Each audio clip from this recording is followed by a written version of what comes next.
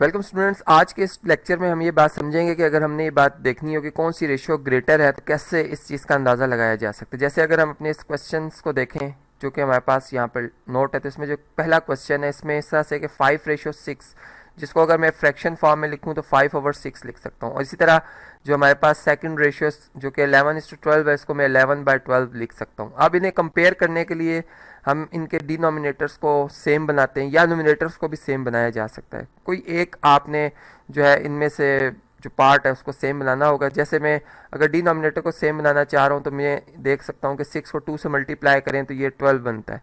तो यहाँ पर हम ये कहेंगे जी 5×2 = 10 और ये 12 आ गया।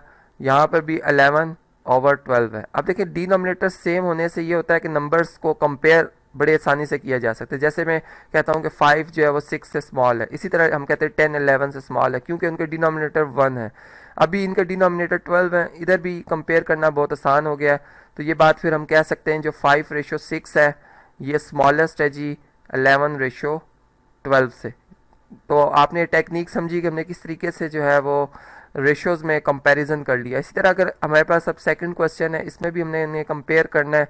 तो यहाँ पर जो 22:27 है इसको मैं 22/27 लिखूंगा, जबकि यहाँ पर जो सेकंड हमारे पास रेशियो है 32/45, इसको भी हमने लिख दिया। अब अगर मैं न्यूमरेटर्स को अगर सेम बनाना चाह रहा हूँ न्यूमरेटर्स को, तो किस तरीके से हम न्यूमरेटर्स को जो है वो सेम बना सकते हैं। इसमें हमारे पास 22 है और 32 है। अगर इनका हम एलसीएम लेते हैं तो हमारे पास जो वैल्यू आती है वो देखते हैं जी क्या आ रही है। यहाँ पे 16 आ जाएगा और यहाँ से अगर आप देखें तो 8 है। फिर इसके बाद अगर अगेन डिवाइड किया जाए 4, फिर अगेन 2 ही से डिवाइड होगा, स्मॉलेस्ट चूँकि प्राइम नंबर 2 ही हमारे पास आ रहा है इस वक्त।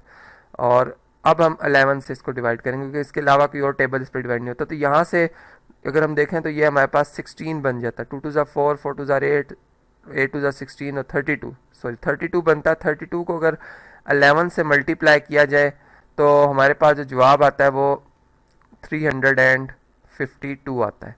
अब देखें यहाँ पर 22 को किस नंबर से मल्टीप्लाई किया जाए। जारी बात है अगर हम यहाँ से देखें तो 22 को हम 2×4, 4×8 और 16 से, यानी इसका मतलब है कि यहाँ पर हमें 16 से मल्टीप्लाई करना होगा तब 352 बनेगा। सारी बात है। और इसके साथ ही फिर हमें 16 से डिवाइड भी करना होगा। और अगर हम इस फ्रैक्शन की बात करते हैं तो 32 तक हम पहुंच चुके हैं और इसको 11 से अगर मल्टीप्लाई करें तो 352 बनता है। तो यहाँ पर हमें फिर 11 से मल्टीप्लाई और 11 ही से फिर डिवाइड करना होगा। तो आफ्टर मल्टीप्लिकेशन अगर हम देखें तो 22 को 16 से अगर मल्टीप्लाई करें तो ये बनता है जी 352 और 27 को अगर 16 से मल्टीप्लाई करें तो 432 बनता है। इसी तरीके से यहाँ पर 352 आ जाएगा, जबकि डिनोमिनेटर में हमारे पास जो नंबर आ रहा है वो ये आ जाता है जी 495।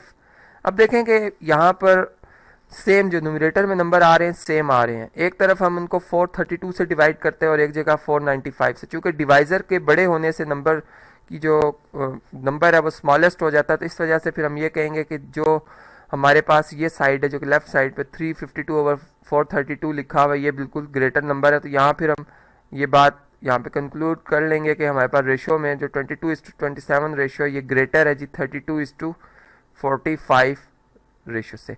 तो ये था जी आज का हमारा लेक्चर जिसमें हमने समझा कि रेशियोज़ को कैसे कंपेयर किया जा सकता है।